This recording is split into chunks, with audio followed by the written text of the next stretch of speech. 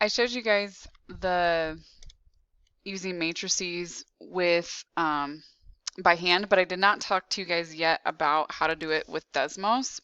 So let's say, for instance, I have an equation or a system of equations that's 3x minus 4y equals negative 14. And then my second equation is negative 4x plus 6y equals 22.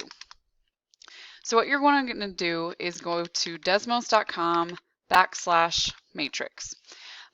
This is going to be where you will want to go. You can enter in all of your matrices on here, and we can use our formula for that. When we go to desmos.com/matrix, I can then enter in a new matrix. Looking at this, I'm going to have 3, negative 4, negative 4, and 6 as matrix A, representing my coefficients. Matrix B, notice it pulls up. I also have here, if you notice, B, I don't want a 2 by 2. I just want my answer matrix. I can adjust these however I need to fit my matrix needs. So this B matrix is going to be negative 14 and 22. Hit enter. I now have both my matrices entered. By hand, you technically need the inverse matrix, but Desmos calculator here will do it for us.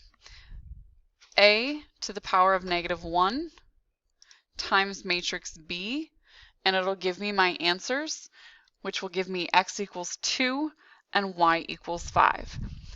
Again, all you need to do is enter in your new matrices and then adjust and do your inverse, and it'll calculate it for you. So x equals 2, y equals 5 in this situation.